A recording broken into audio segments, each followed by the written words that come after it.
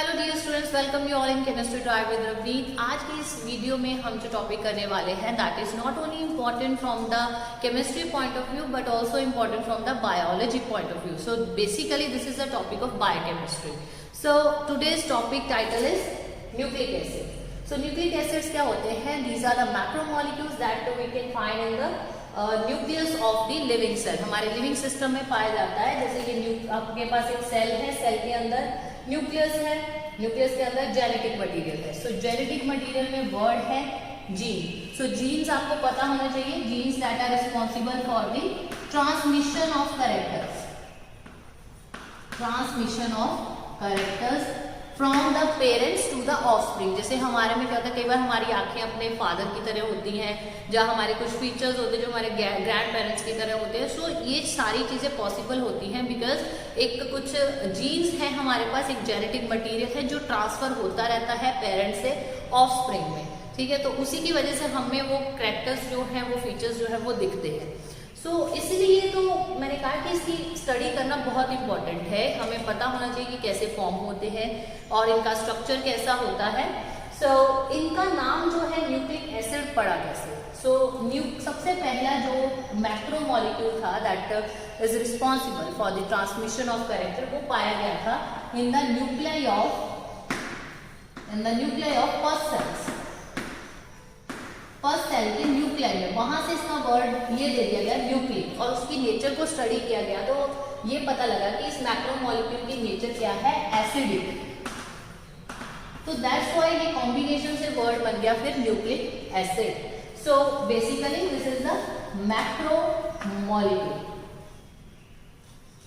और इसको हम क्या बोलते हैं? मैक्रोमोलिक्यूल का मतलब हो गया जिसका मॉलिक्यूलर मास बहुत ज्यादा है, and it is also called polynucleotide. Polynucleotide, so poly means many. जब बहुत सारे न्यूक्लियोटाइड आपस में जुड़ते हैं तो वो बनाते हैं एक मैक्रोमोलिक्यूल जिसको हम बोलते हैं न्यूक्लिक एसिड। सो पॉली, जैसे पॉलीमर में आप कहते हैं कि बहुत सारे मोनोमर यूनिट कंबाइन करते जाते हैं और एक पॉलीमर बनता है, उसी तरह न्यूक्लियोटाइड्स कंबाइन करते जाएंगे एंड पॉलीन्यूक्लियोटाइड बनता जाएगा। लार्ज मॉलिक्यूलर मास वाला एक हमारे पास कंपाउंड तैयार हो जाएगा। सो जैसा आप देख रहे हो यहाँ पे कि पॉलीन्यूक्लियोटाइड, तो इस यहाँ तक पहुंचने से पहले आपको ये वर्ड की क्लैरिटी न्यूक्लियोटाइड की, तभी तुम न्यूक्लिक एसिड के बारे में पढ़ सकते हो। सो इसीलिए मैं न्यूक्लिक एसिड को कराने से पहले आपको करवाऊंगी न्यूक्लियोटाइड क्या है एंड न्यूक्लियोसाइड क्या है। तो हमने सीधा यहाँ पे जंप नहीं कर लेना कि हम वहां पे वर्ड्स बोली जाए, okay this combine with this to form this, but हमें उसकी क्लैरिटी ना हो। सो पहले आपको वर्ड्स की क्लैरिटी जो हम उसमें यूज करने वाले हैं। सो इनको भी पढ़ने से पहले तीन चीजें, तीन कंपोनेंट्स हैं जिनको आपको लिखना आना चाहिए, जिनका स्ट्रक्चर आपको टिप्स पे होना चाहिए, फिर ये टॉपिक आपको इजी लगेगा अगर आप उसकी प्रैक्टिस करोगे। तो वो जो तीन कंपोनेंट्स हैं जो आपको लिखने आने चाहिए, जिनका स्ट्रक्चर आपके टिप्स पे होना चाहिए, तो सबसे पहला है फॉस्फोरिक एसिड। पहले इनको लिखना सीखो, फिर मैं बताती हूँ क्यों इंपॉर्टेंट है, क्यों हमारे स्ट्रक्चर में ये हमें हेल्प करेंगे यहाँ तक पहुंचने में। सो फॉस्फोरिक एसिड का जो स्ट्रक्चर है that is P double bond O OH OH OH। ठीक है, ये फॉस्फोरिक एसिड का जो है स्ट्रक्चर है। आई होप आपको इसका फॉर्मूला भी आता होगा, जैसे सल्फ्यूरिक एसिड, और इसका भी फॉर्मूला आपको पता हो। देखो कितने H हैं, H3PO4। So this is the structure of phosphoric acid. Then उसके बाद जो सेकेंड चीज आपको पता होनी चाहिए that is pentose sugar. Pentose sugar होती कौन कौन सी है, उनका स्ट्रक्चर क्या है, वो हमारे काम आएगा। और मैंने आपको पेंटोज शुगर करा रखी है कार्बोहाइड्रेट की प्लेलिस्ट में जाइए, वहां पे मैंने आपको फ्यूरानोस पायरानोस स्ट्रक्चर्स जो है वो करा रखे हैं। तो जिसको नहीं पता पेंटोज शुगर का, वो वहां पे प्लेलिस्ट में और क्लैरिटी से इसके बारे में स्टडी कर सकता है। कार्बोहाइड्रेट प्लेलिस्ट आप देख सकते हो, उसमें मैंने राइबोस और डीऑक्सी राइबोस के स्ट्रक्चर्स जो है वो करा रखे हैं। सो दो हमारे पास पेंटोज शुगर होती है that is the D ribose and 2-deoxy D ribose. 2-deoxy D ribose. फिर आपको इनके स्ट्रक्चर्स के बारे में पता होना चाहिए कि हमने फिशर वाला इनका फॉर्मूला स्टडी किया था, जिसमें मैंने बताया था कि इनका सारा स्ट्रक्चर सेम होता है, बट जो डिफरेंस होगा that is only at the carbon number 2। सो हमारे पास स्ट्रक्चर होता है CH2OH, OH, OH, OH, यहाँ पे CH2 और इस side HHH। This is the structure of D ribose Fischer वाला। अब यहाँ पे सिर्फ डिफरेंस आपको देखने को मिलेगा, that is CH2, this is HH, CH2OH, OH, OH and H। तो पहले आप ये वाला स्ट्रक्चर जो है वो लिखना सीख लो, that is of your this D ribose and two deoxy D ribose. ठीक है, सिर्फ कार्बन नंबर 2 पे जो है वो वेरिएशन आएगी, एक तरफ OHH होता है और उसमें दोनों तरफ H होता है। तो बेटर होता है जब आप स्ट्रक्चर ड्रॉ करते हो तो जो चीज मतलब सिर्फ वेरिएशन है उसको आप राउंड कर दो, ताकि आपको क्लैरिटी हो, दूसरे पेन से राउंड कर लो कि मैंने सिर्फ यहाँ पे ही चेंज दिखाना। अब इसी चीज का मैंने आपको फ्यूरानोस और पायरानोस स्ट्रक्चर बनाना सिखाया था, तो जो हम यूज करेंगे न्यूक्लिक एसिड की फॉर्मेशन में भी, तो आपने वो बनाना सीखना है। पेंटोस शुगर के जो स्ट्रक्चर हैं हमने जैसे फिशर प्रोजेक्शन फॉर्मूला आपने लिखा है, तो वहीं से हमने हार्वर्थ प्रोजेक्शन बनाना है। सो जो हमारा न्यूक्लिक एसिड फॉर्मेशन होती है उसमें हम यूज करते हैं बीटा स्ट्रक्चर। सो बीटा में आपको पता है कि OH ग्रुप कहाँ पे होता है, that is at the equatorial position, और जो हमारे पास अल्फा फॉर्म होती है उसमें होता है एक्सियल पोजीशन पे, और इक्वेटोरियल हमारी थोड़ी ज्यादा स्टेबल होती है। और जो हम फिशर प्रोजेक्शन में राइट हैंड में सारे लिखते हैं ग्रुप्स, वो कहाँ आते हैं, बिलो द प्लेन। तो ये स्ट्रक्चर जो है पहले लिखना आपने सीख लेना है, और ये आपके पास स्ट्रक्चर है that is of D ribose. इसी तरह अगर आप लिखोगे स्ट्रक्चर ऑफ 2-डीऑक्सी डी राइबोज का स्ट्रक्चर, तो वहां पे बेटा वेरिएशन कहाँ पे आएगी, रेस्ट ऑफ द स्ट्रक्चर सारा सेम रहेगा, CH2OH, OH, ठीक है, OH, H, सिर्फ सेकंड कार्बन पे दोनों ही क्या रहने वाले हैं आपके HH। सो बेटर कि पहले लर्न कर लो, माइंड में सेट कर लो डीऑक्सी राइबोज का स्ट्रक्चर कैसा होता है और डी राइबोज का स्ट्रक्चर कैसा होता है। हमने कौन सी फॉर्म यूज करनी है, बीटा फॉर्म, तभी हमारे पास आगे जाके जो लिंकेज बनेगी, जब हम जोड़ेंगे अपने शुगर पेंटोस शुगर को विद नाइट्रोजीनियस बेसिस, तो हमारे पास जो लिंकेज भी बनेगी वो होगी बीटा एन लिंकेज। तो इसके बाद जो थर्ड कंपोनेंट है जो आपको पता होना चाहिए, that is nitrogenous base. Nitrogenous base, तो दो बेसिस होते हैं हमारे पास, that is purines and pyrimidine. चलिए इसके स्ट्रक्चर्स जो हैं वो लिखने सीखते हैं। प्यूरिन्स कौन से हैं, पिरिमिडिन कौन से बेसिस होते हैं, that is the purine and the pyrimidine. So purines are basically we have two purines, adenine and guanine. Adenine को ए से डिनोट करते हैं कैपिटल, एंड ग्वानिन को G से डिनोट करते हैं। स्ट्रक्चर में कुछ खासा इतना जो है वेरिएशन नहीं है। आपको याद करने का तरीका है कि पहले आपने क्या करना है, एक हेक्सागन मतलब एक लाइक बेंजीन रिंग बना लो, ठीक है, और एक 5 मेंबर्ड रिंग बना लो, और उसके बाद ये देखो आप सर्कल कर लो, ये दोनों चीजें सेम है। अगर आप यहाँ पे देखोगे दोनों रिंग्स जो है सेम है, nitrogen nitrogen NH group and NH group. और जबकि इस साइड में भी अगर आप देखोगे तो यहाँ पे भी हमारे पास ऑलमोस्ट जो है सेम ही स्ट्रक्चर है। सिर्फ डिफरेंस जो है दैट इज अगर यहाँ NH2 है तो यहाँ पे डबल बॉन्ड O है, कार्बोनिल ग्रुप है हमारे पास, एक तरफ हमारे पास अमाइनो ग्रुप है, और सिर्फ ये डिफरेंस है, और एक यहाँ पे NH2 ग्रुप एक्स्ट्रा। तो उसको आप सर्कल कर लो, बाकी rest of the structure is same. और फिर आपने इसकी नंबरिंग करनी है, तो नंबरिंग के लिए क्या करोगे, if I started from this 1 2 3 4 5 6 7 8 and 9, numbering आपको पता होनी चाहिए, बिकॉज जब आप न्यूक्लिक एसिड की फॉर्मेशन करते हो तो आपको पता होना चाहिए कौन सा नाइट्रोजन कंबाइन करेगा शुगर के साथ। तो सेम नंबरिंग यहाँ पे आएगी 1 2 3 4 5 6। तो आपकी बुक्स में आई थिंक इसके जो हैं जो कन्वर्टिबल स्ट्रक्चर्स हैं वो भी दिए हैं, तो बेटर एक ही स्ट्रक्चर लर्न कर लो, इससे ही हमारा जो है वो काम चल जाएगा। अब इसी तरह पिरामिडिन का अगर स्ट्रक्चर देखोगे हमारे पास होते हैं 3 है pyrimidines, uracil, thymine and cytosine. Uracil denoted by capital U, thymine by capital T and cytosine by capital C। सभी में जो है आपके पास हेक्सागन रिंग ही आएगी, मतलब 6 मेंबर्ड रिंग ही आएगी हमारे पास। तो यहाँ पे जो डिफरेंस देखोगे, अगर आप यूरासिल और साइटोसिन का स्ट्रक्चर देखो तो almost same, the difference is only of this here we have carbonyl, here we have the NH2 group, rest of the structure is same.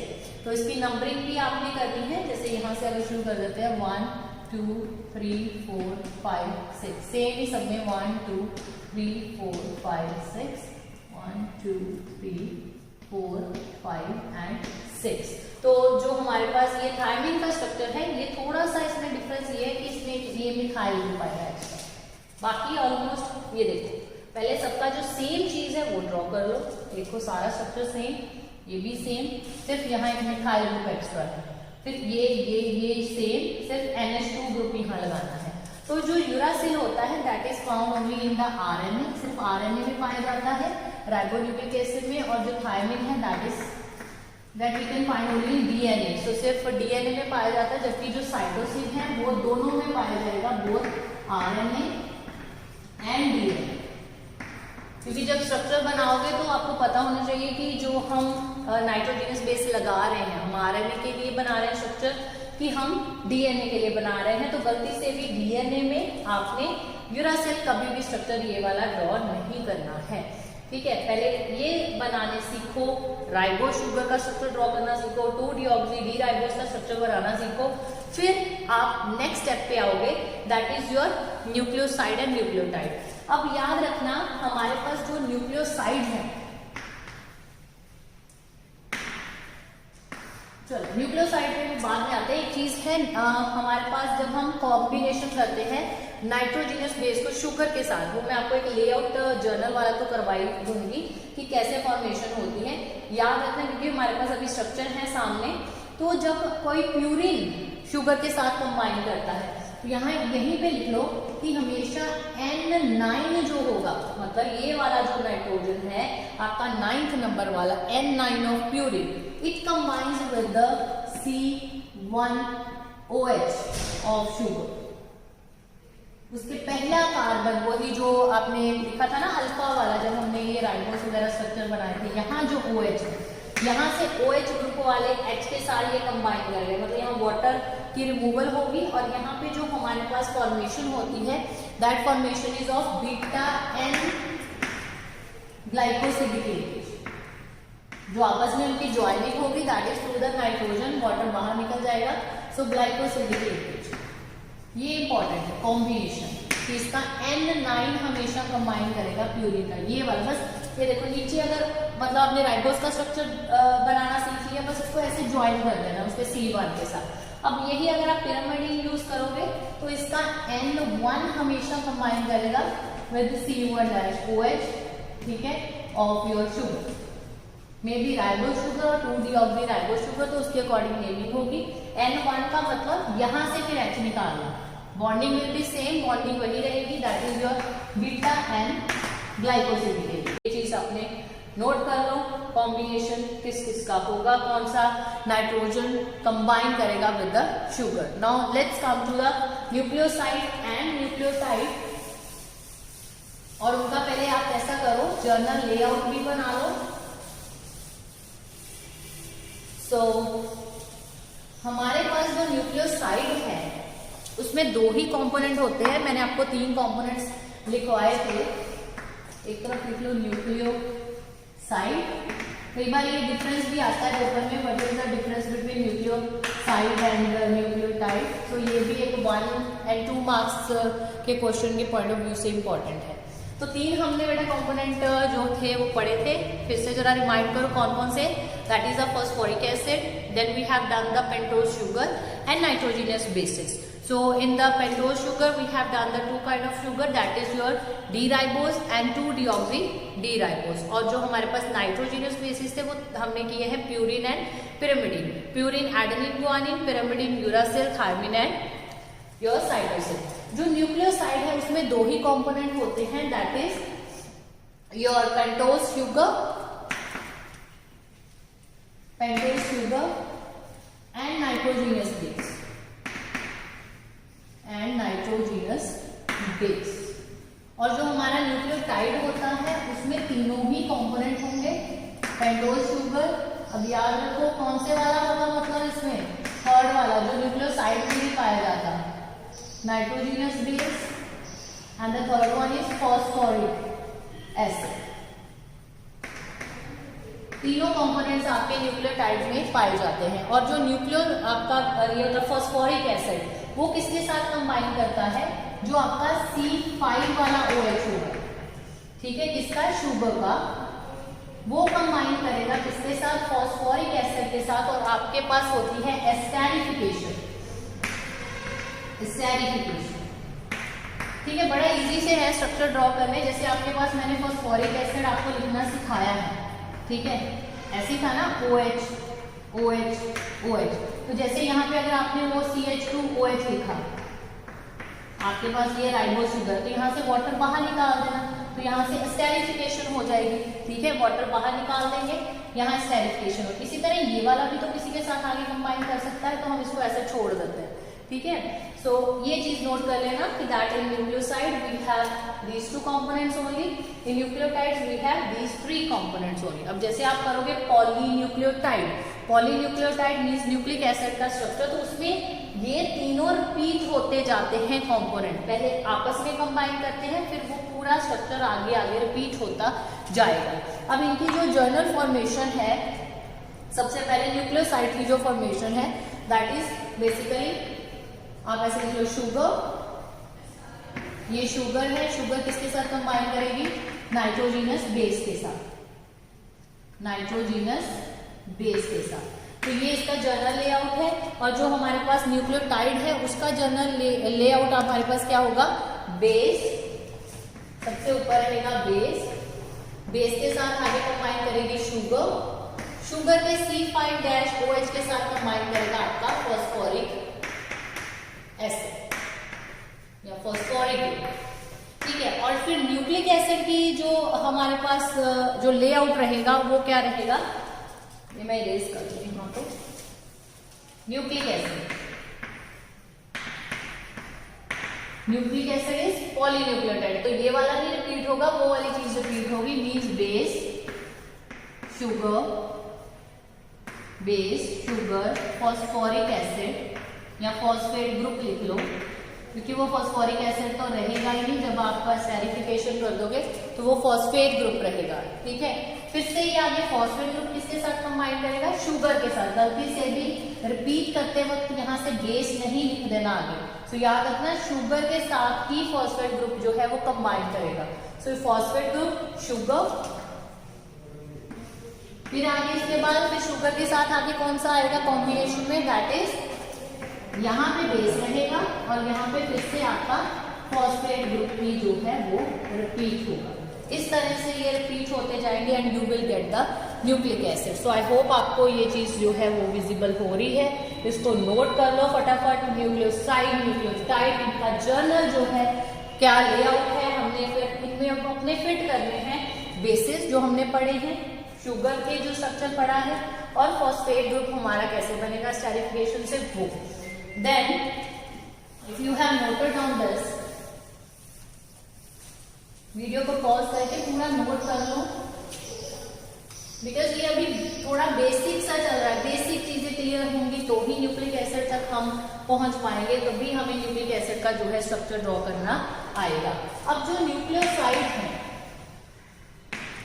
Nucleoside, so nucleoside can be your ribonucleoside and your deoxyribonucleoside। इसी तरह हमारे पास जो nucleotide है, nucleotides, सो वो भी हमारे पास दो तरह के हो सकते हैं, राइबोन्यूक्लियोटाइड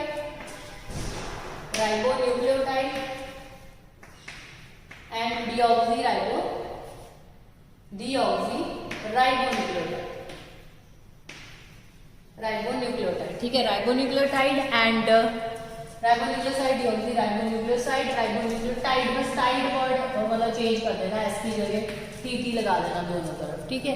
सो राइबोन्यूक्लियोसाइड हम होते कौन कौन से हैं? सो राइबोन्यूक्लियोसाइड हमारे पास हो सकते हैं, नोट कर लो, एडिनोसिन, ए से भी नोट करोगे, guanosine,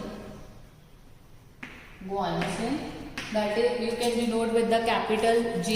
Then you can also have cytidine, मैंने बताया था आरएनए में ही साइटोसिन फाइंड और साइटोसाइन फाइंड आउट कर सकते हो आप। सो सी साइटिडाइन, एडिनिन, गुआनिन, साइटिडिन, देन उसके बाद ये तो हमने प्यूरिन लिख दिए, फिर पिरामिडिन, ठीक है। साइटिडिन होता है और इसमें लिखोगे आप थाइमिडिन, यूरिडिन, यू से डिनोट करोगे, ठीक है, राइबोन्यूक्लियोसाइड। देन उसके बाद थाइमिडाइन,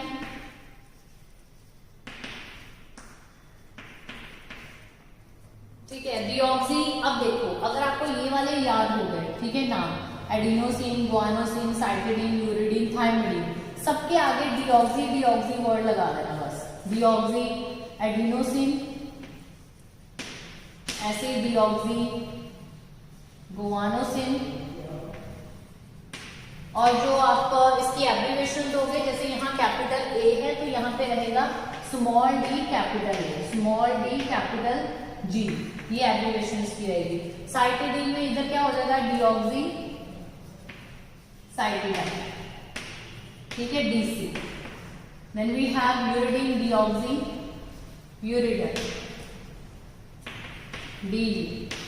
फिर उसके बाद थाइमिडिन, डीऑक्सी थाइमिडाइन,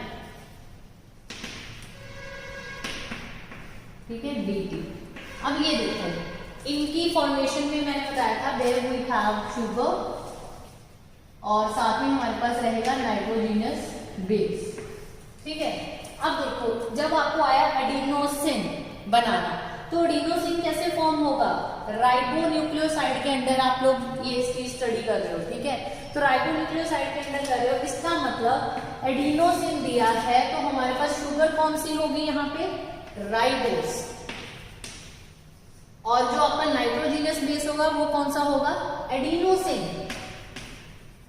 आई होप आपको ये चीज पता लग रही होगी कि जैसे गुआनोसिन वर्ड आ गया तो गुआनोसिन राइबोन्यूक्लियोसाइड के अंदर आ रहा है, तो यहाँ पे नाइट्रोजीनियस जो बेस रहेगा वो होगा कौन सा, गुआनिन, और जो हमारी जो शुगर रहेगी वो होगी कौन सी, राइबोस शुगर, ठीक है। अब यही अगर आपको दे दिया गया कि आप डीऑक्सी यूरिडाइन का स्ट्रक्चर बनाओ, तो डीऑक्सी यूरिडाइन का मतलब आपने जो एक नाइट्रोजीनियस बेस लेना है वो कौन सा रहेगा, यूरासिल, और जो आपकी शुगर होगी वो कौन सी रहेगी, डीऑक्सी डीऑक्सी राइबोस, ठीक है, डी राइबोस, वो शुगर ड्रॉ करोगे।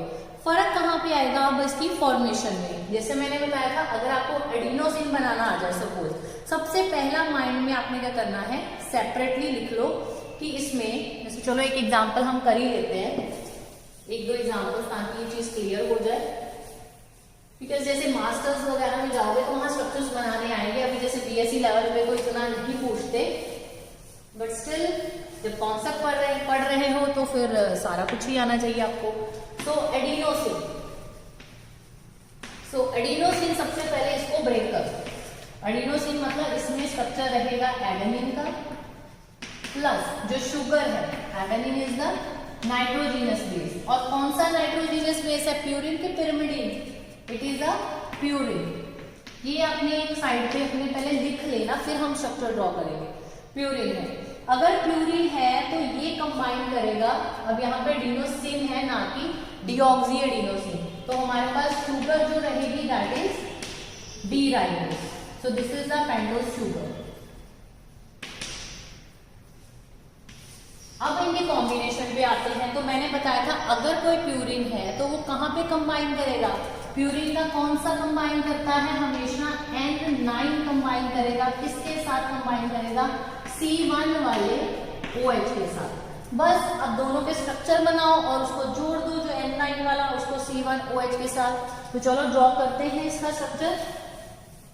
पहले एडेनिन का खुद ट्राई करो पहले, अब क्योंकि आपने स्ट्रक्चर बनाने सीख लिए हैं, सो आई डोंट थिंक सो कि आपको भी यहाँ पे देखने की जरूरत है। पहले आप खुद ड्रॉ करो, चेक जरूर कर लो कि हाँ मैंने सही बनाया है कि नहीं बनाया है, कि अगर आपको लग रहा है कि मेरे को अभी नहीं लर्न हुए हैं स्ट्रक्चर, तो पहले स्ट्रक्चर दोबारा से लर्न करो, फिर ये वाले पॉइंट पे आपने आना है। तो पहले एडेनिन का स्ट्रक्चर ड्रॉ करते हैं, दैट इज, तो कौन सा हमारे पास ग्रुप था यहाँ पे, दैट इज NH2, और मैंने बताया था ये था आपके पास NH, ठीक है, 9th वाला जो हमारा है, देन वी हैव N, ये यहाँ पे, ये इस तरह से। ये था हमारे पास एडेनिन का स्ट्रक्चर। और फिर उसके बाद राइबोज का स्ट्रक्चर देखो, ऐसे रखना है यहाँ पे ताकि प्रॉब्लम ना आए उसको फॉर्म करने में स्ट्रक्चर को, इस तरह से, ठीक है। राइबोज, तो राइबोज में ये सारी OH होते हैं। ये वाला अल्फा वाला था तो हमने ऊपर रखा था CH2OH। सो ये हमारे पास this is the structure of, यहाँ नंबरिंग भी कर लेते हैं। हमारे पास है 1 2 3 4 5 6 7 8 and 9। सो प्यूरिन है और यहाँ पे ये फर्स्ट कार्बन है यहाँ पे। सो इसका OH निकालिए यहाँ से, वाटर मॉलिक्यूल बाहर निकल गया, ठीक है। This is the structure of adenine, this is your D ribose.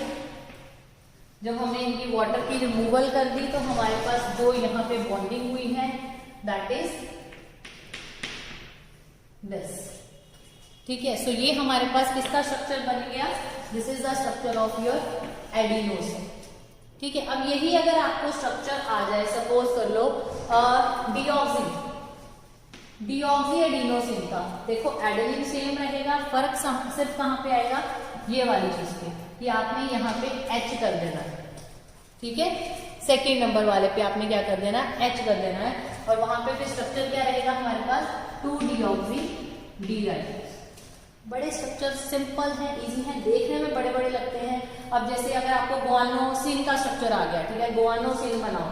So guanosine मतलब एक गुआनिन होगा, गुआनोसिन, सो एक डी राइबोज होगा। सो गुआनोसिन में गुआनिन का स्ट्रक्चर क्या होता है, क्या वेरिएशन होती है, सिर्फ यहाँ NH2 और यहाँ डबल बॉन्ड होगा, ठीक है। बाकी देखो स्ट्रक्चर उसका सेम ही होता है, ठीक है।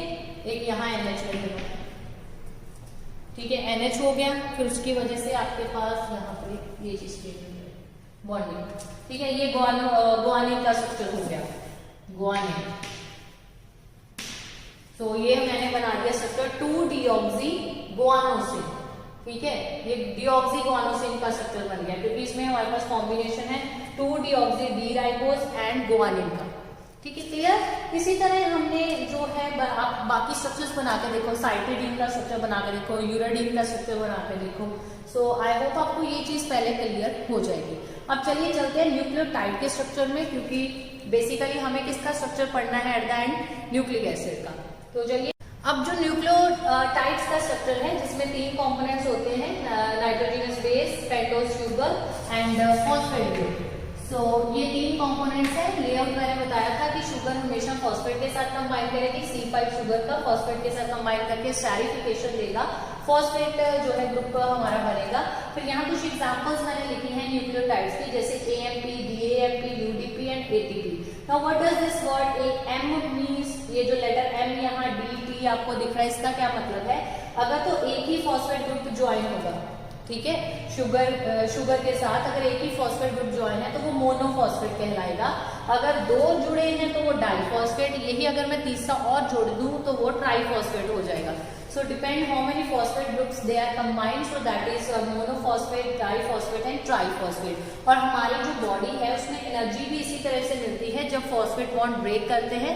सो सम किलोजूल अमाउंट ऑफ एनर्जी जो है वो रिलीज होती है, ठीक है। ये इस तरह से बॉडी में बायोलॉजिकल सिस्टम हमारा काम करता है।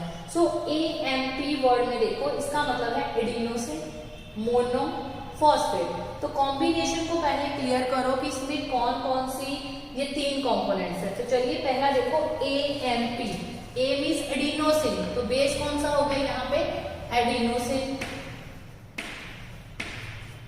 ठीक है। तो एडिनोसिन है, एक प्यूरिन है, तो प्यूरिन मतलब ये जो है, जो हमारा नाइट्रोजनस बेस है वो शुगर के साथ जब कंबाइन करेगा तो कौन से वाला नाइट्रोजन कंबाइन करेगा, N9, ये चीज साइड पे लिख ली।